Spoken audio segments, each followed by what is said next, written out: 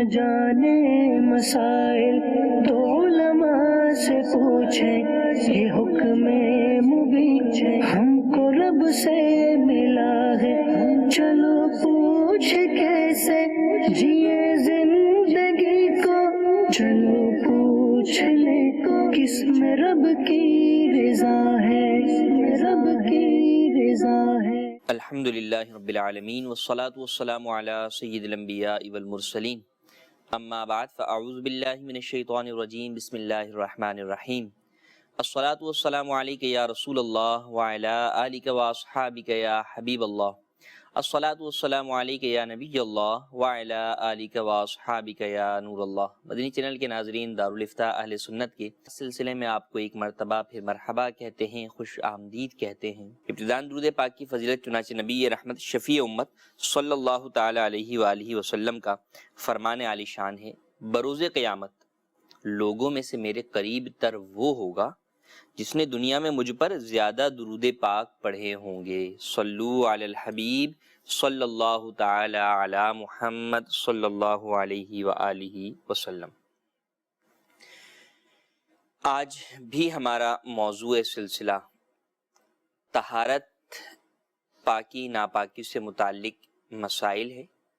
اور اس ٹاپک کے اوپر ہم گفتگو کریں گے۔ ابتداءً پاکی ناپاکی سے متعلق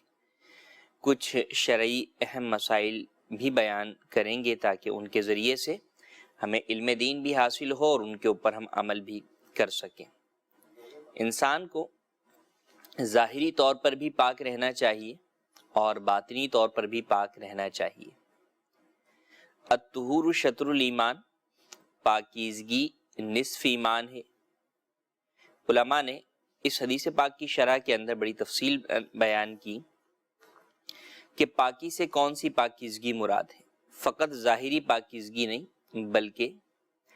انسان کی باطنی پاکیزگی بھی مراد ہے کہ اس کا دل بھی پاک ہو، صاف ہو، گناہوں سے پاک ہو، دلی امراض سے پاک ہو، جنہیں باطنی امراض کہا جاتا ہے، ان سے پاک ہو، بغض، عداوت، کینہ، تو ان چیزوں سے، بدگمانی، تکبر، ان چیزوں سے بھی اپنے آپ کو پاک رکھنا چاہیے۔ ظاہری اعتبار سے بھی پاکیزگی دو طرح کی ہوتی ہے۔ ایک تو یہ کہ ظاہری نجاست سے پاکی، کوئی نجاست لگ گئی، خون لگا ہوا ہے، بہنے کی مقدار والا جو خون تھا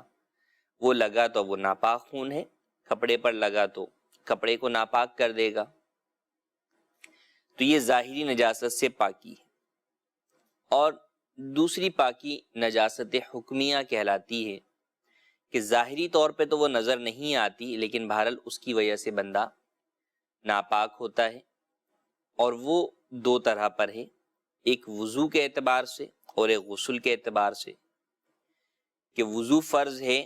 تو اب وہ ناپاکی اس شخص کے پاس ہے کہ یہ اس حالت کے اندر نماز نہیں پڑھ سکتا، قرآن مجید کو چھو نہیں سکتا۔ جبکہ اگر غسل فرض ہونے والی ناپاکی کسی شخص پر ہو تو وہ زبانی بھی قرآن کریم کی تلاوت نہیں کر سکتا، وہ مسجد میں نہیں جا سکتا۔ تو ایک مسلمان کو ظاہری اور باطنی دونوں پاکیزگیوں کے ساتھ ساتھ ظاہر کے اندر بھی وہ پاکی کہ جو نجاست حکمیہ کہلاتی ہے، جس کو شریعت مطہرہ نے ناپاکی قرار دیا، اس سے پاکیزگی حاصل کرنا یہ ضروری ہے۔ اور جب وہ پاکی نہیں ہوتی تو بہت سارے کاموں سے اس کو روک دیا جاتا ہے۔ اللہ تبارک و تعالیٰ کی عبادتیں، مختلف عبادتیں اس کے لیے کرنا جائز نہیں ہوتا۔ جیسے کہ جس شخص کے اوپر وضو فرض ہے تو اب وہ قرآن کریم کو چھو نہیں سکتا۔ قرآن کریم کو چھونا بھی عبادت ہے لیکن وہ اس عبادت سے محروم رہتا ہے۔ یوں ہی اس پر غسل فرض ہے تو وہ قرآن کریم بغیر چھوئے زبانی بھی نہیں پڑھ سکتا، کیونکہ اب اس کے لیے قرآن کریم کو پڑھنا جائز نہیں ہے غسل جنابت فرض ہونے کی وجہ سے۔ وہ کون کون سی چیزیں ہیں کہ جب انسان ناپاک ہوتا ہے تو اس کے لیے ممانعت ہو جاتی ہے، اس میں سے چند ہم بیان کرتے ہیں۔ قرآن کریم کی آیت یا اس کے ترجمے کو پڑھنا یا چھونا، یہ بے غسل شخص کے لیے جائز نہیں ہے۔ چاہے آیت مبارکہ عربی میں لکھی ہوئی ہے یا انگلش ٹرانسلیشن ہے یا ادروائز کسی بھی جو ہے وہ زبان کے اندر قرآن کریم کی آیت کا ترجمہ ہے، تو آپ اسے چھو نہیں سکتے اور پڑھ بھی نہیں سکتے۔ بے وضو ہیں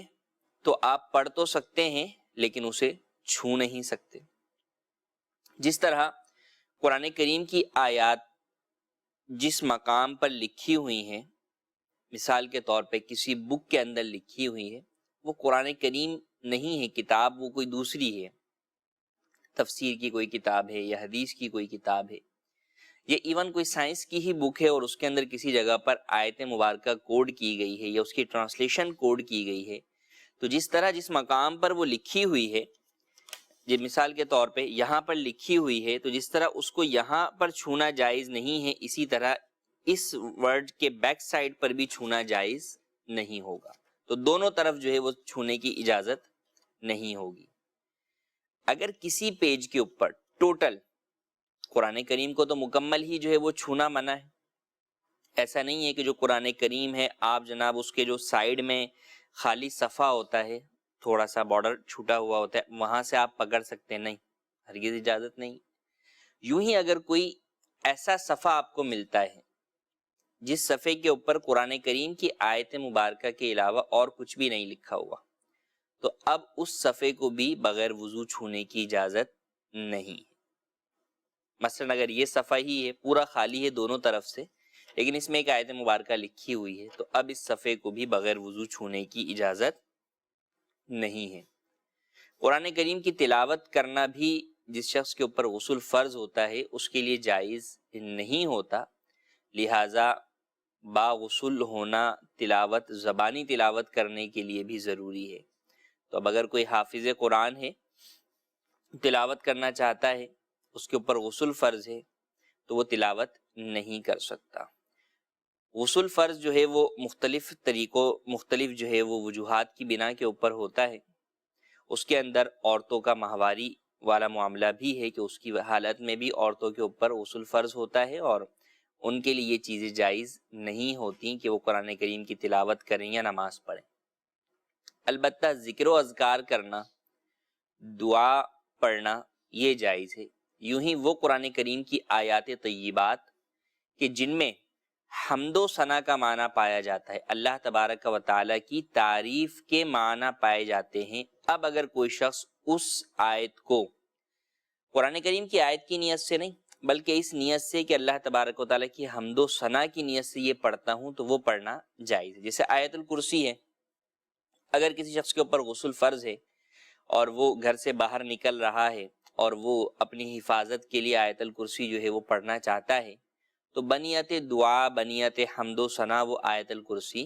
پڑھ سکتا ہے۔ اگرچہ آیت الکرسی قرآن کریم کی ایک آیت مبارکہ ہے، اس کا پڑھنا جنبی کے لیے جائز نہیں ہے، لیکن اگر بنیت حمد و ثنا پڑھے گا تو اجازت ہے۔ یوں ہی سورہ فاتحہ کہ آیت مبارکہ کی نیت سے نہیں پڑھ سکتے، لیکن اگر حمد و ثنا کے طور کے اوپر کوئی پڑھتا ہے تو پڑھ سکتے ہیں۔ یہ بھی شرط ہے کہ جو آیت آپ پڑھ رہے ہیں حمد و ثنا والی، اس میں حمد و ثنا کا معنی پایا بھی جائے۔ ہر آیت میں حمد و ثنا کا معنی پایا جائے یہ ضروری نہیں ہے۔ اسی لیے علماء نے فرمایا کہ اگر کوئی شخص اس حالت میں بے غسل حالت کے اندر چاروں کل پڑھنا چاہتا ہے تو وہ چاروں کل نہیں پڑھ سکتا، فقط 3 کل جو ہے وہ پڑھ سکتا ہے۔ قل یا ایھا الکافرون نہیں پڑھ سکتا کہ اس کے اندر حمد و ثنا کا معنی نہیں پایا جا رہا۔ اب بقیہ 3 کل پڑھ سکتا ہے، لیکن ان میں بھی ضروری ہے کہ شروع میں جو لفظ کل ہے اس کے بغیر پڑھے، کیونکہ جب لفظ کل کے ساتھ آپ پڑھیں گے تو اس کا قرآن کریم ہونا متعین ہو جائے گا۔ لہٰذا لفظ کل ہٹا کر جب هو اللہ، جیسے قل هو اللہ احد ہے، تو اب اس کو جیسے هو اللہ احد سے اگر کوئی پڑھتا ہے بطور وظیفہ، کوئی جو ہے وہ پڑھ رہا ہے، تو اب وہ پڑھ سکتا ہے۔ عمومی طور پر مردوں میں سے کسی پر اگر غسل فرض ہے تو وہ انڈرسٹوڈ سی بات ہے کہ بہتر یہی ہے کہ جلد از جلد غسل کر لیں، کہ جس گھر کے اندر جنبی ہوتا ہے اس گھر میں رحمت کے فرشتے داخل نہیں ہوتے۔ خواتین کو یہ معاملہ ہوتا ہے کہ ان پر شرعی اعتبار سے بعض وہ ایام آتے ہیں کہ جن کے اندر ناپاکی کے احکام ان کے اوپر ہوتے ہیں، تو اب وہ غسل کریں گی تو بھی جو ہے وہ ناپاکی کے احکام ان سے جدا نہیں ہوں گے، زائل نہیں ہوں گے. تو اب ان ایام کے اندر کیا وہ بقیہ ذکر و اذکار سے جو ہے وہ دور ہٹ کے بیٹھ گئے ہیں، کچھ بھی نہ پڑھیں؟ ایسا نہیں ہے. اسی لیے بیان کیا گیا ہے کہ وہ ذکر و اذکار، دعائیں، اوراد پڑھ سکتی ہیں، بلکہ وہ قرآن کریم کی آیات جن کے اندر حمد و ثنا کا معنی پایا جاتا ہے وہ بھی بنیت حمد و ثنا پڑھ سکتی ہیں. تو ان باتوں کا خیال رکھنا ضروری ہے. آئیے بڑھتے ہیں آپ کی کالز کی طرف اور ان کو ہم شامل سلسلہ کرتے ہیں. جی کال دیجیے. سر یہ میں نے ایک سوال پوچھنا تھا طہارت کے مسائل میں سے. میں مسجد کے خادم ہوں اور جب میت کو غسل دیتے ہیں، غسل دینے کے بعد لازمی فرض ہے نہانا یا واجب ہے، اور کپڑے چینج کرنے چاہیے کہ نہیں کرنے چاہیے؟ جی مزید کال. 8 ماہ یا 10 ماہ اس طرح کے جو بچے ہوتے ہیں وہ بار بار پیشاب کرتے ہیں اور پیشاب والے کپڑے بدلنے تک اس میں ہاتھ بھی ڈال دیتے ہیں. ہم ان کو لیتے ہیں، وہ ہمیں بھی ہاتھ لگا دیتے ہیں، تو کیا ان کے ہاتھوں کو پاک کرنے کے لیے بار بار دھونا ہوگا؟ جی مزید کال. مفتی صاحب کی بارگاہ میں یہ سوال ہے میرا کہ ہمارے ہاں ادھر میرے والد صاحب نے ایک کٹا دیا ہے دہارے پر، اس کی قیمت اس وقت 40,000 روپے ہے. جس کو دیا اس کے ساتھ یہ شرط طے کی ہے کہ جب یہ ہم تقسیم کریں گے تو اس میں سے 20,000، 40,000 میں سے 30,000 میں لے لوں گا، 10,000 آپ کو چھوڑ دوں گا، 30,000 میں لے کے بقیہ 13 اور میرا آدھا ہوگا. کیا ایسا کرنا جائز ہے؟ جی پہلا سوال، میت کو غسل دینے کے بعد کیا غسل کرنا ضروری ہے؟ میت کو غسل دینے کے بعد غسل کرنا ضروری نہیں ہے، یہ کوئی لازم نہیں ہے. ہاں اگر کوئی کرنا چاہے تو کر سکتا ہے، لیکن میت کو غسل دینے سے ناپاکی نہیں ہو جاتی. اگر یہ ہے کہ میت کو جو ہے وہ غسل دیتے ہوئے اس کے بدن سے بول و براز وغیرہ کی نجاست وغیرہ نکلی ہے اور اس کے چھینٹے جو ہے وہ کپڑے یا بدن کے اوپر جو ہے وہ پڑے ہیں، تو اس صورت کے اندر کپڑے اور بدن کو جو ہے وہ پاک کرنا ہوگا پانی بہا کر. لیکن اگر ایسی کوئی صورتحال نہیں ہے تو فقط میت کے بدن سے نکلنے والا پانی ناپاک نہیں ہوتا. میت کے اوپر جو پانی بہایا گیا ہے وہ پانی جو ہے وہ ناپاک نہیں ہوتا، تو میت کو غسل دینے سے غسل فرض نہیں ہوتا. دوسرا سوال کہ چھوٹے بچے ہیں پیشاب کر دیتے ہیں تو کپڑے تبدیل کرتے ہیں، اب وہ ہمیں بھی پکڑتے ہیں.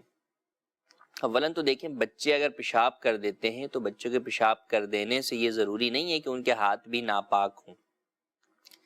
سوائے یہ کہ ان کا ہاتھ پیشاب میں جو ہے وہ لگے یا پیشاب ان کے ہاتھ پر لگ جائے تو ناپاک ہوگا، ورنہ ہاتھ ان کا پاک ہی رہے گا. پھر اگر بچے کے ہاتھ پہ پیشاب لگا تھا اور وہ سوکھ گیا اور بچے نے سوکھے حالت کے اندر آپ کو پکڑا اور آپ کے کپڑے بھی گیلے نہیں ہیں، تو اس صورت کے اندر بھی آپ کے کپڑے ناپاک نہیں ہوں گے. ہاں اگر بچے کا ہاتھ جو ہے وہ پیشاب سے ناپاک ہے یا پیشاب لگا تھا سوکھ گیا تھا اور اب دوبارہ جو ہے وہ ہاتھ جو ہے وہ گیلا ہو گیا اور درمیان میں دھلا بھی نہیں ہے اور پھر اب بچہ آپ کو پکڑتا ہے، تو پھر اس صورت کے اندر وہ ناپاکی آپ کے کپڑے یا بدن کے اوپر بھی لگ جائے گی. لیکن یہ وہ صورتیں بیان کی جا رہی ہیں کہ جن میں آپ کو یقین ہو کہ واقعی ابھی پیشاب لگا ہے اور ابھی بچے نے مجھے گیلے ہاتھ سے جو ہے وہ پکڑا ہے، تو ناپاکی کے احکام ہوں گے. ورنہ یہ کہ کسی وقت لگا ہوگا پیشاب اور ہو سکتا ہے اس کے بعد جو ہے وہ سوکھ گیا ہو پھر دوبارہ گیلا ہو گیا ہو، تو فقط وہم وسوسوں کی بنیاد پر یا شک کی بنیاد پر کہ ایسا ہوا ہوگا، ان بنیادوں کے اوپر نیاست کے احکام نہیں ہوتے. لہٰذا اگر ایسا کوئی چیز کنفرم نہیں ہے تو فقط یہ گمان کر لینا کہ بچے تو ناپاک ہی ہوتے ہیں، بچوں کے کپڑے تو پیشاب میں ہوتے ہیں، بچوں کے تو جو ہے وہ ہاتھ ناپاک ہوتے ہیں، یہ درست نہیں ہے. نارمل بچہ آپ کے پاس آ رہا ہے، اس کے ہاتھ پر کوئی نجاست وغیرہ نہیں لگی ہوئی، تو اب اگر وہ آپ کو چھوتا ہے تو اس میں کوئی حرج نہیں ہے. ہاں البتہ یہ ضروری ہے کہ جب گھر میں کپڑے دھلتے ہیں اور مشین میں ہمارے ہاں عموماً دھلتے ہیں تو اس میں اس بات کا خیال رکھنا ضروری ہوگا کہ بچوں کے ناپاک کپڑے وہ سب کے کپڑوں کے ساتھ نہ دھوئے جائیں، بلکہ کسی کا بھی ناپاک کپڑا سب کے پاک کپڑوں کے ساتھ نہ دھویا جائے کہ مشین میں اس طرح دھونے سے وہ ایک کپڑے کی ناپاک کپڑے کی وجہ سے بقیہ سارے کپڑے بھی ناپاک ہو جائیں گے. تو لہٰذا اس اعتبار سے بچنا ضروری ہے کہ پہلے ان کپڑوں کو پاک کر لیا جائے اور پاک کرنے کے بعد پھر جو ہے وہ انہیں مشین کے اندر ڈال کر دیگر پاک کپڑوں کے ساتھ دھو لیا جائے، ناپاکی کی حالت میں انہیں پاک کپڑوں کے ساتھ ہرگز نہ دھویا جائے۔ تیسرا سوال ہمارا یہ کہ، اور کئی مرتبہ یہ سوال ہمارے سلسلے میں بھی شامل ہوا اور کئی مقامات پر بتایا بھی جا چکا ہے، بٹائی پر جانور دینا، کہ کوئی شخص جو ہے وہ جانور دے دیتا ہے دوسرے کو کہ تم اس کی دیکھ بھال کرو، اس کی کھلائی پلائی کا خیال کرو، اور یہ گاؤں دیہات میں ہی ہوتا ہے جہاں کھلانے پلانے کے اوپر خرچہ چارہ خریدنے کی صورت میں نہیں آتا، بلکہ ویسے ہی جانور جو ہے وہ چر کر جو ہے وہ استفادہ کرتے ہیں اور وہیں سے جو ہے وہ اپنا پیٹ بھرتے ہیں، تو وہاں پر دے دیا جاتا ہے سنبھالنے کے لیے، اور پھر کہ جب یہ جانور بکے گا تو اس کی قیمت میں سے آدھا آدھا جو ہے وہ ہم کریں، اصل قیمت ہٹا کر جو نفع ہوگا اس کو آدھا آدھا کریں گے۔ ایسا کرنا یعنی یہ شرکت کہلاتی ہے، اور یہ شرکت فاسدہ ہے، یہ جائز نہیں ہے، لہٰذا اس طریقے سے دینا ہی جائز نہیں ہے۔ اس کا جائز حل یہی ہے کہ اولاً دونوں ہی جانور کو پیسے ملا کر خریدیں، اس طرح کہ دونوں کا اس کے اندر جو ہے پرسنٹیج ہو۔ مثال کے طور پہ 40,000 کا جانور ہے، دونوں 20,000 روپے جو ہے وہ ملا کر جو ہے وہ خرید لیں، تو اب وہ جانور جو ہے وہ پلے بڑھے گا، سب کچھ ہوگا۔ اب اس کے بعد جب وہ جانور بکے گا تو ہر ایک کی اپنی پرسنٹیج کے اعتبار سے وہ اس کو اس کی قیمت کو، اس کے نفع کو، دونوں کو جو ہے وہ تقسیم کر سکتا ہے۔ لیکن جو صورت آپ نے بیان کی ہے یا جو ہمارے ہاں عموماً رائج ہے، یہ جائز نہیں ہے۔ اگر کی ہے اس طرح کسی نے شرکت تو اس پر لازم ہے اللہ عز و جل کی بارگاہ میں سچی توبہ کرے اور اس معاہدے کو توڑ کر جائز طریقے سے معاہدہ کریں۔ اب اگر مثال کے طور پہ کسی نے کسی کو اس طرح دے دیا تھا، سال بھر اس نے پالا اور اب وہ اس کو بتاتا ہے کہ بھائی یہ تو چیز جائز نہیں ہے، تو اب جس نے پالا ہے وہ کہے گا کہ بھائی میں کیا کروں، میں تو 1 سال سے اس کی جو ہے وہ خدمت کر رہا ہوں، پال رہا ہوں اس کو۔ تو اس صورت کے اندر اس شخص پر جس نے اس جانور کو پالا، خدمت کی، تو جانور پالنے اور خدمت کرنے کی جو عام طور پہ پیسے بنتے ہیں اتنی اجرت اسے جو ہے وہ دی جائے گی۔ وہ اجرت مثل مارکیٹ کے اندر جو اس طرح کے کام کرنے والوں کی اجرت ہوتی ہے وہ اسے دی جائے گی، وہ اس اجرت کا حقدار ہوگا۔ تو اس طور پر اس کو جو ہے وہ کنورٹ کرنا، اس معاہدے کو، اس ایگریمنٹ کو، یہ ضروری ہے۔ جی مزید کالز۔ مفتی صاحب سے سوال یہ ہے کہ اگر کسی شخص پر غسل فرض ہوا لیکن اسے معلوم نہ ہوا، اگلے دن جب وہ کپڑے چینج کرنے لگا تو اس نے دیکھا کہ نجاست سوکھی ہوئی ہے، تو اس صورت میں جو نماز ہے اس نے پڑھی، ان کا کیا حکم ہے؟ جی مزید کون؟ یہ ایک سوال تھا میرا بھائی، اس کا آنسر چاہیے تھا۔ بے وضو قرآن مجید کو چھو کے تو نہیں پڑھ سکتے؟ موبائل میں ہم بے وضو بیٹھ کے پڑھ سکتے ہیں تلاوت اور ترجمہ؟ جی مزید کون؟ میرا سوال یہ ہے کہ ایک آدمی کو غسل کی ضرورت ہے لیکن وہ غسل کرنے پر قادر نہیں ہے، بیڈ پہ پڑا ہوا ہے اور وہ مطلب خود غسل نہیں کر سکتا جبکہ دوسرے کا محتاج ہے، اگر وہ ایک دن گزر جائے تو کیا وہ اس کے دوران میں ذکر اذکار کر سکتا ہے؟ جی، پہلا سوال یہ ہے کہ غسل فرض ہوا اور معلوم نہ ہوا، تو اب اس صورت کے اندر کیا جو ہے وہ احکام ہوں گے جو درمیان میں نمازیں پڑھی؟ سب سے پہلی بات تو یہ کہ غسل فرض ہوا، یہ اس کا گمان کس طور پر کیا جائے گا، یا اس کو کب سے ویلڈ سمجھا جائے گا کہ جب سے غسل فرض ہے؟ مثال کے طور پہ اگر کوئی شخص جو ہے وہ ایک لباس رات پہن کر سویا اور صبح اس نے اس کے اوپر کوئی نجاست محسوس نہیں کی یا اس نے دیکھا ہی نہیں، اور اب پورا دن گزر گیا، اب اگر وہ رات میں جو ہے وہ سو کر اگلے دن اٹھتا ہے اور پھر دیکھتا ہے تو اب یہ گمان کرتا ہے کہ جناب پچھلی رات سے ایسا ہے، تو یہ پچھلی رات کا گمان کرنا اس کے اوپر درست نہیں ہے، بلکہ اسی رات سے شمار کیا جائے گا۔ یوں ہی اگر مثال کے طور پہ وہ ظہر میں سویا ہے تو اس کو ظہر سے جو ہے وہ شمار کیا جائے گا، اس کو رات سے شمار نہیں کیا جائے گا، لہٰذا ظہر سے پہلے جو نمازیں پڑھی ہیں وہ درست ہیں۔ یوں ہی اب اگر چادر ہے کہ جناب وہ کوئی اور بھی جو ہے وہ استعمال جو ہے وہ کرتا ہے، تو لہٰذا اس چادر کی وجہ سے بھی فقط جو ہے وہ غسل کا حکم اس کے اوپر نہیں ہوگا۔ ہاں، اگر جب اس کو یہ بات یقینی طور پہ معلوم ہو گئی کہ یہ غسل جو ہے وہ مجھے رات میں فرض ہوا تھا اور اس کے بعد میں نے اس وقت نہیں توجہ دی، اور اب اس کے بعد میں نے ظہر اثر مثال کے طور پہ پڑھ لی، اور اب اسے اس بات کا احساس ہوا، تو پھر جب یہ غالب گمان سے یہ ساری صورتحال واضح ہوگی تو پھر اس کو اپنی جو نمازیں درمیان میں پڑھی ہیں یہ دہرانی ہوں گی، دوبارہ پڑھنی ہوں گی کہ وہ نمازیں ادا نہیں ہوئی. ہاں چونکہ جان بوجھ کر ایسا نہیں کیا تو گناہ گار نہیں ہوا، لیکن بہرحال نمازوں کو دہرانا ہوگا. دوسرا سوال یہ کہ بے وضو قرآن مجید جو ہے وہ چھونا تو منع ہے، بے وضو پڑھ سکتے ہیں زبانی، لیکن کیا موبائل کے اوپر جو ہے وہ پڑھ سکتے ہیں؟ موبائل کے اوپر قرآن کریم بے وضو پڑھنے کے اندر علماء کا اختلاف ہے چھونے کے اندر، اس لیے بہتر یہی ہے اور احتیاط کا تقاضا یہی ہے کہ قرآن کریم کی حرمت کے اعتبار سے بھی اسی بات کو پیش نظر رکھنا چاہیے کہ باوضو ہی موبائل کے اوپر بھی قرآن کریم کو چھوا جائے، یہی زیادہ ادب کے لائق ہے. لہٰذا موبائل کے اوپر قرآن کریم اگر آپ پڑھ رہے ہیں اور اس کو ٹچ کر رہے ہیں تو پھر باوضو ہونے کی حالت میں ہی کریں. ہاں تفسیر ہے تو وہ آپ پڑھ سکتے ہیں، ہاں تفسیر میں جس مقام کے اوپر آیت قرآنی لکھی ہوئی ہے اس کو پھر چھونا میں احتیاط کرنی ہوگی. تیسرا سوال ہمارا یہ کہ کسی شخص پر غسل فرض ہے اور وہ غسل کرنے پر قادر نہیں ہے کسی اور کی مدد کے بغیر، اب پورا ایک دن گزر جاتا ہے کوئی آتا نہیں ہے تو وہ کیا کرے؟ کیا ذکر و اذکار کر سکتا ہے؟ ذکر و اذکار تو وہ کر ہی سکتا ہے، لیکن یہاں پر پہلی بات یہ ہے کہ اگر وہ کسی دوسرے پر قادر نہیں ہے یا کسی اور کے انتظار میں ہے اور وہ آیا ہی نہیں کہ وہ اس کو غسل کرا دے، یہ اٹھ کے بیچارہ غسل کر نہیں سکتا،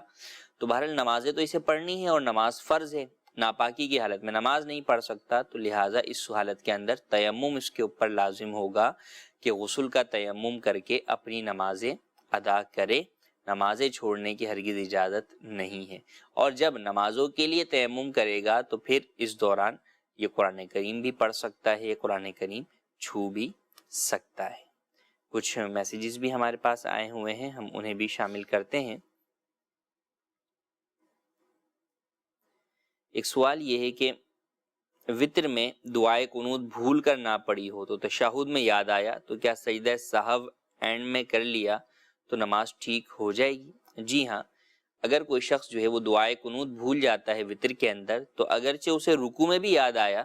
تو وہ پلٹ کے واپس نہیں آئے گا، بلکہ وہ اپنی نماز کنٹینیو کرے گا اور آخر میں سجدہ سہو کر لے گا تو اس کی نماز ادا ہو جائے گی. ایک سوال یہ ہے کہ اگر کوئی کسی کا نام لے کہ قسم کھائے کہ میں اس سے 3 دن بعد نہیں کروں گا تو قسم کا کیا حکم ہوگا، ہوگی یا نہیں؟ قسم فقط اللہ تبارک و تعالی کے ذاتی اور صفاتی ناموں کے ساتھ ہوتی ہے، اس کے علاوہ اور کسی کی قسم شرعی طور پر نہیں ہوتی. تو جو بعض لوگ یہ کہتے ہیں تیری ماں کی قسم یا تیرے سر کی قسم یا تیری قسم یا میری قسم، تو یہ قسم شرعی قسم نہیں ہے اور اس طرح قسم کھانا بھی درست نہیں ہے، لہٰذا یہ قسم نہیں ہوگی. بلکہ اگر کسی شخص نے کسی مسلمان سے 3 دن سے زیادہ بات نہ کرنے کی قسم کھائی تو اسے چاہیے کہ اس قسم کو توڑ دے اور بات کر لے کہ مسلمان سے بلا وجہ شرعی جو ہے وہ 3 دن سے زیادہ جو ہے وہ کلام ترک کرنا یہ جائز نہیں ہے، اور ایسا کرنے والا گناہ گار ہوتا ہے. تو گناہ پر اگر قسم کھائی جائے تو لازم ہے کہ گناہ سے بچے اور اس قسم کو توڑ کر قسم کا کفارہ ادا کرے. ایک سوال یہ ہے کہ اسلامی بہن کا کہ ناپاکی کی حالت میں درود شریف پڑھ سکتی ہیں؟ جی ہاں، ناپاکی کی حالت میں درود شریف بھی پڑھ سکتی ہیں، ذکر و اذکار بھی کر سکتی ہیں، اس میں کوئی حرج نہیں ہے. اذان کا جواب بھی دے سکتی ہیں، بلکہ اسلامی بہنوں کے لیے یہ حکم بھی ہے کہ عادت بنانے کے لیے نماز کے ٹائم میں جن ایام میں ان پر نماز معاف ہوتی ہے تو عادت خراب نہ ہو جائے، نماز کے اوقات کے اندر مصلی بچھا کے اس وقت بیٹھ کر ذکر و اذکار کریں تاکہ عادت خراب نہ ہو جائے. یہ نہ ہو کہ جناب جو ہے وہ جب بعد میں نماز پاکی کے ایام آ جائیں تو اب نماز میں سستی کاہلی ہو جائے، درمیان میں اتنا ٹائم گیپ آ گیا. تو لہٰذا اپنی عادت کو برقرار رکھنے کے لیے اس وقت کے اندر بیٹھے مصلی کے اوپر اور نماز تو نہیں پڑے گی لیکن ذکر و اذکار دعا اتنی دیر جو ہے وہ کرتی رہے. ایک سوال یہ ہے کہ کیا اذان فجر سے 20 منٹ پہلے تہجد کی نماز ادا کی جا سکتی ہے؟ اذان فجر سے پہلے نہیں، ہاں وقت فجر شروع ہونے سے 20 منٹ پہلے کیا آپ 5 منٹ پہلے بھی تہجد کی نماز ادا کر سکتے ہیں، جبکہ آپ رات میں عشاء کی نماز پڑھ کر سو چکے ہیں، اگرچہ ایک لمحہ بھر ہی آپ کی نیند ہو چکی ہے تو آپ تہجد پڑھ سکتے ہیں. اذان فجر کا اس لیے ہم نے منع کیا کیونکہ اذان فجر بسا اوقات وقت شروع ہونے کے کئی منٹوں کے بعد دی جاتی ہے، آدھے گھنٹے بعد بھی دی جاتی ہے. تو لہٰذا مثال کے طور پہ اب آج جو ہے وہ وقت شروع ہو رہا ہے 5:45 پر اور اذان ہو رہی ہے 6:15 بجے، کیونکہ اذان عمومی طور پر جماعت کے حساب سے دی جاتی ہے کہ جماعت سے 20 منٹ پہلے تقریباً اذان دی جاتی ہے، تو اب وقت تو بہت پہلے شروع ہو گیا. اب اگر 6:15 بجے کی اذان ہوئی اور کوئی جو ہے وہ 6 بجے بھی تہجد پڑھے گا جبکہ وقت تو 5:40 سے شروع ہو چکا ہے، تو انڈرسٹوڈ سی بات ہے اس کی وہ تہجد کی نماز نہیں ہوگی، کیونکہ یہاں پر تو نماز فجر کا وقت شروع ہوئے ہوئے بھی کافی ٹائم ہو چکا ہے. تو اس بات کا خیال رکھنا بھی ضروری ہے. جی مزید کال دیجیے.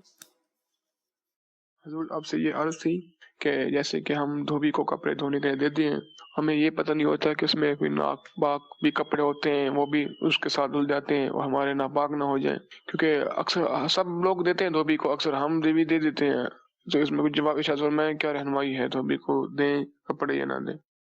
جی مزید کال. اشراق کی نماز کا ٹائم کس وقت سے کس وقت تک پڑھی جا سکتی ہے؟ جی پہلا سوال یہ کہ جناب پاکی ناپاکی کی بات ہے، دھوبی کو کپڑے دیے جاتے ہیں، ہو سکتا ہے دیگر لوگوں کے کپڑے اس کے پاس جو آتے ہیں ان میں پاک بھی ہوتے ہوں گے ناپاک بھی ہوتے ہوں گے، تو ہمارے کپڑے اس کے ساتھ دھلیں گے تو کیا ناپاک تو نہیں ہو جائیں گے؟ جی نہیں، آپ کے کپڑے ناپاک نہیں ہوں گے، کیونکہ اولاً تو یہ بات کنفرم ہی نہیں کہ کیا وہ دھوبی کے پاس ناپاک کپڑے بھی آئے ہیں. تو یہ ایک گمان ہے کہ جناب ناپاک کپڑے بھی ہوتے ہیں، لیکن ناپاک کپڑوں کے ساتھ ہی یہ دھلا ہے یہ ضروری نہیں ہے.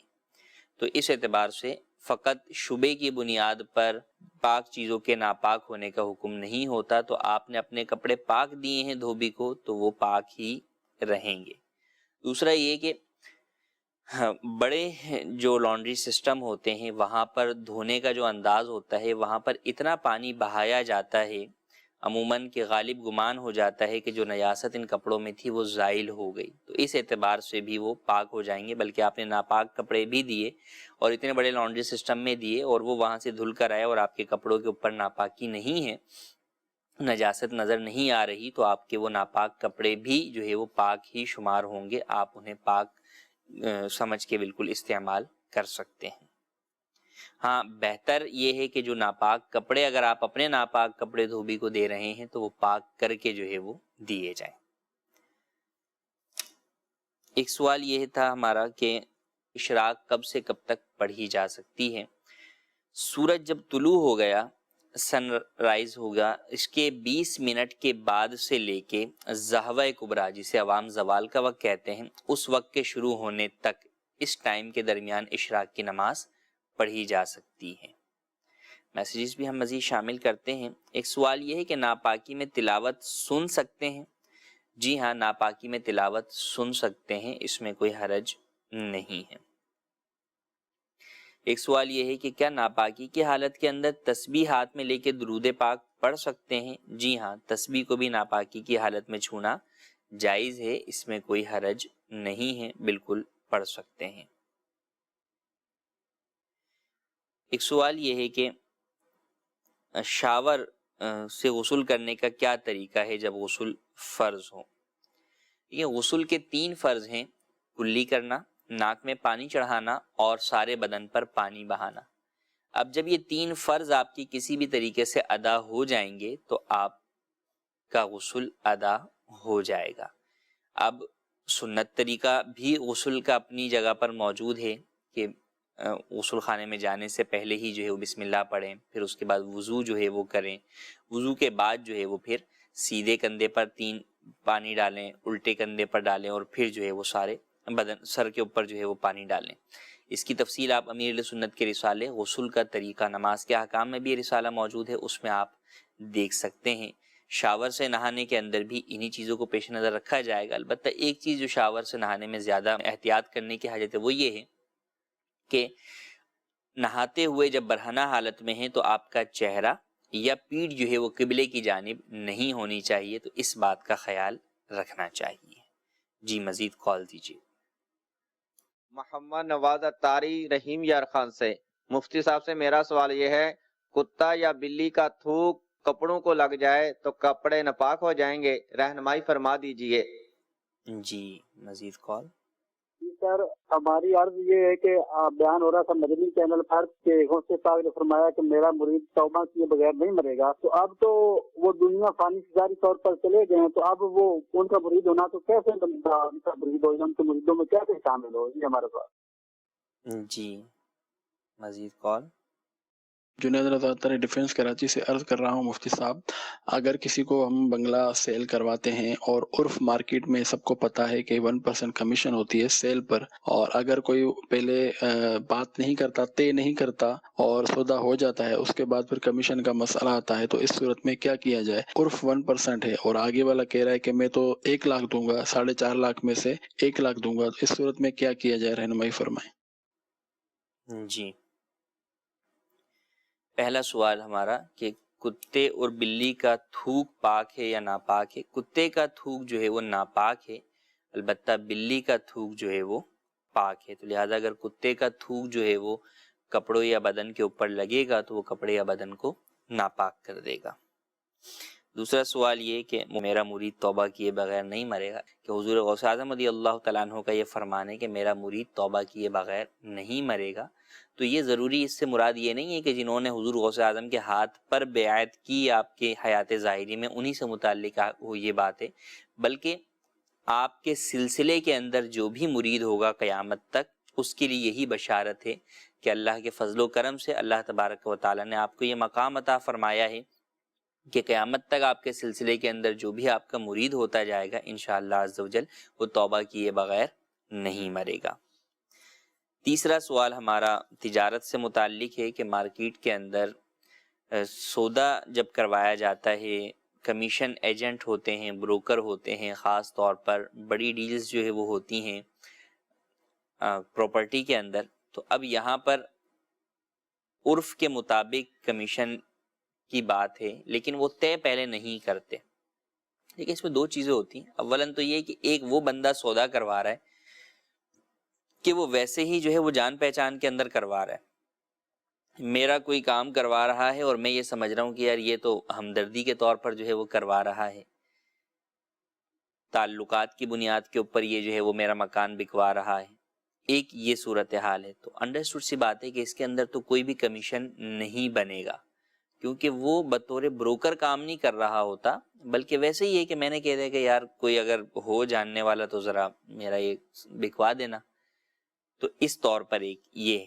تو اگر اس طور پر ہے تو کوئی کمیشن کا مستحق نہیں ہوگا۔ اور ایک یہ ہے کہ وہ شخص کام ہی بروکری کا کرتا ہے، بروکر ہی معروف ہے، پتہ ہے کہ یہ اگر کسی کا کوئی سامان بکواتا ہے تو بھائی یہ کمیشن ایجنٹ ہے، بروکر ہے، یہ کام ہی یہ کرتا ہے۔ اب ایسے شخص کو اگر کہا کہ بھائی ٹھیک ہے میرا جو ہے وہ مکان بکوا دو، تو اب عرف کے مطابق جو کمیشن ہوگا وہ اسے دینا ہوگا۔ اب اس میں یہ ضروری نہیں کہ کمیشن پہلے سے طے کیا جائے، ہاں اگر کم دینا ہے، جس نے دینا ہے اگر اس نے کم دینا ہے تو وہ پہلے طے کر لے کہ بھائی کمیشن اگرچہ بنتا تو 1% ہے لیکن میں آپ کو 1% نہیں دوں گا، میں آپ کو جو ہے وہ 0.5% جو ہے وہ دوں گا یا 0.25% دوں گا، تو وہ پہلے طے کر لے۔ اگر پہلے طے نہیں کرے گا تو پھر بہرحال جو عرف کے مطابق بروکر کی بروکری بنتی ہے وہ اس کے اوپر دینا لازم ہوگی۔ ہاں عرف سے زیادہ اس کے اوپر اگرچہ دونوں فریقین راضی ہو جائیں تب بھی جائز نہیں ہے کہ بروکر کی بروکری میکسیمم جو ہے وہ عرف کے مطابق ہوگی، عرف سے زیادہ کے اوپر فریقین کی رضامندی کے باوجود بھی یہ جائز نہیں ہوتا۔ کچھ مزید ہم میسیجز کے سوال بھی شامل کرتے ہیں۔ ایک سوال یہ ہے کہ قسم شرعی طور پر کیسے اٹھا سکتے ہیں؟ قسم اٹھانے سے اولاً تو بچنا چاہیے، ہاں جہاں ضرورت ہے تو وہاں پر قسم جو ہے وہ اللہ تبارک و تعالیٰ کے نام کے ساتھ اٹھائی جا سکتی ہے کہ اللہ کی قسم میں یہ کام نہیں کروں گا، یہ کام کروں گا، اس طور پر قسم جو ہے وہ اٹھائی جاتی ہے۔ اور اگر قسم شرعی قسم اٹھا لی اور پھر اس کو پورا نہیں کیا تو پھر قسم کا کفارہ لازم آتا ہے، جو کہ 10 مسکینوں کو 2 وقت کا کھانا کھلانا یا ان کو کپڑے پہنانا، یا جو ہے وہ اس کے بدلے میں اگر ان چیزوں پر مالی اعتبار سے کوئی قادر نہیں ہے تو 3 مسلسل روزے رکھنا، یہ قسم کا کفارہ ہوتا ہے۔ ایک سوال یہ ہے کہ ہم باہر جائیں اور کپڑوں پہ مٹی یا کیچڑ وغیرہ لگ جائے تو کیا ان کپڑوں میں نماز ہو جاتی ہے؟ مٹی یا کیچڑ کا جب ناپاک ہونا معلوم نہیں ہے، روڈ کی جو کیچڑ ہوتی ہے اسے ناپاک نہیں کہا جا سکتا، تو اگر وہ کپڑوں پر لگی ہے تو اسے ناپاک نہیں کہا جائے گا، کپڑے پاک ہیں، نماز جو ہے وہ آپ پڑھ سکتے ہیں۔ ہاں اگر ناپاک ہی کیچڑ لگی ہے، گٹر کی کیچڑ جو ہے وہ نکلی ہوئی تھی وہ لگی ہے تو پھر ناپاکی کا جو ہے وہ حکم ہوگا، ورنہ ویسے روڈ کے اوپر کیچڑ ہے کہ جناب مٹی تھی اور پانی پڑا، بارش ہوئی، تو اب یہ اگر کیچڑ لگتی ہے تو اس کی وجہ سے کپڑے ناپاک نہیں ہوں گے۔ ہاں ان کپڑوں میں نماز پڑھنا، تو اگر کیچڑ اتنا زیادہ لگا ہے کہ انسان اس طرح کا لباس پہن کر دنیا میں بھی معزز لوگوں کے سامنے نہیں جاتا، تو اس اعتبار سے اللہ تبارک و تعالیٰ کی بارگاہ میں بھی جاتے ہوئے چاہیے یہ کہ صاف ستھرا لباس پہن کر جائے، ایسے لباس میں نماز نہ پڑھے۔ لیکن ناپاکی کی بنیاد پہ یہ حکم نہیں، بلکہ یہ اللہ تبارک و تعالیٰ کی بارگاہ میں حاضر ہونے کے آداب کے اعتبار سے یہ حکم ہے۔ مزید کال دیجیے۔ گناہ کبیرہ کے بارے میں پوچھنا چاہتا ہوں، اگر کوئی آدمی کسی سے شیئر کرتا ہے یا مسئلہ پوچھنے کے لیے پوچھتا ہے تو کیا وہ قیامت میں اس کا گواہ بن جائے گا؟ جی مزید کال۔ تو پوچھنا تھا آپ سے کہ ایک مسجد ہے بستی کے اندر اور وہ مسجد گھر کے سین میں آ گئی ہے کہ کوئی مسافر اس میں نماز نہیں پڑھ سکتا، اگر اسے مسجد کو بستی سے باہر نکالنا ہو تو اس کا طریقہ کار کیا ہوگا؟ پہلا سوال ہمارا کہ گناہ کبیرہ اگر کسی کو بتاتے ہیں تو کیا وہ گواہ بن جائے گا؟ سب سے پہلی بات تو یہ کہ گناہ چاہے صغیرہ ہو یا کبیرہ ہو، اس کا اظہار دوسرے کے سامنے نہیں کرنا چاہیے کہ گناہ تو ہو گیا، اس کو کسی کے سامنے بلا ضرورت بیان کرنا یہ ایک اور گناہ ہے، تو یہ دوسرا گناہ ہو جائے گا، گناہ کو ظاہر کرنا، اور یہ جائز نہیں ہے۔ تو گناہوں کو چھپانا چاہیے۔ اللہ تبارک و تعالیٰ نے جب ہمارے گناہ پر پردہ ڈالے رکھا ہے تو ہمیں بھی چاہیے کہ اپنے اس گناہ کو لوگوں کے سامنے بیان نہ کریں۔ مسئلہ پوچھنے کے لیے اگر کبھی جو ہے وہ بیان کرنا ہو تو اس کی مختلف صورتیں ہو سکتی ہیں۔ فرضی بھی پوچھا جا سکتا ہے کہ مثال کے طور پہ اگر کوئی کسی شخص سے یہ گناہ ہو گیا تو مفتی صاحب بتائیے اس صورت کے اندر وہ اس سے توبہ کیسے کرے یا کیا کرے، تو یوں اس انداز کے اندر بھی مسئلہ پوچھا جا سکتا ہے۔ بہرحال اگر کسی کو بتایا ہے تو وہ گواہ بھی وہ بھی ہے، اور اگر کسی کو نہیں بھی بتایا تو بہرحال گواہ تو اپنی جگہ پر قیامت کے اندر موجود ہی ہیں۔ انسان کے اپنے اعضاء جو ہے وہ اس کے خلاف گواہی دیں گے، تو ایسا نہیں ہے کہ آپ کسی کو نہیں بتائیں گے تو جناب وہ جو ہے وہ گواہی بنے گی نہیں، ایسا نہیں ہے، گواہی تو ہوگی۔ ہاں اللہ عز و جل کی بارگاہ میں سچی توبہ کریں تو ایک جدا بات ہے کہ سچی توبہ جو ہے وہ اس گناہ کو مٹا دیتی ہے، لہذا سچی توبہ کرنی چاہیے۔ دوسرا سوال مسجد سے متعلق ہے، یہ سوال جو ہے وہ واضح نہیں ہے۔ مسجد کیسے کسی کے گھر کے اندر آ گئی؟ کسی نے گھر مسجد کے ارد گرد بنا کے اس کو اندر لے لیا ہوگا، ورنہ تو انڈرسٹوڈ سی بات ہے، مسجد جب پہلے سے بنی ہوئی ہے وہ تا قیامت مسجد ہے، اب اس کو کوئی بھی اپنے گھر کے اندر نہیں لے سکتا، جو لے گا وہ گناہ گار ہوگا، جو مسجد کا راستہ روکتا ہے وہ گناہ گار ہوگا، تو لہٰذا جو مسجد جس جگہ پر موجود ہے وہیں پر ہی قائم رکھی جائے گی اور اسی کو آباد کیا جائے گا۔ اس کے ارد گرد کے اگر راستے کسی نے اپنے گھروں سے بند کیے ہیں تو ان راستوں کو کھولا جائے گا، نہ یہ کہ اٹھا کے مسجد کو باہر لے جایا جائے، لہٰذا ایسا کرنا ہرگز جائز نہیں ہے۔ مزید اس بارے کے اندر تفصیل جاننے کے لیے آپ دارالفتاء اہل سنت رابطہ کر سکتے ہیں۔ ہمارے سلسلے کا بھی وقت ختم ہوا چاہتا ہے۔ اللہ تبارک و تعالیٰ سے دعا ہے جو سنا اسے یاد رکھنے، اس پر عمل کرنے، اسے دوسروں تک پہنچانے کی سعادت نصیب فرمائے، آمین بجاہ النبی الامین۔ صلو علی الحبیب صلی اللہ تعالی علی محمد صلی اللہ علیہ وآلہ وسلم۔ نہ جانے مسائل تو علماء سے پوچھیں، یہ حکم مبین ہم کو رب سے ملا ہے، چلو پوچھ کیسے جیے زندگی کو، چلو پوچھ لے کس میں رب کی رضا ہے، رب کی رضا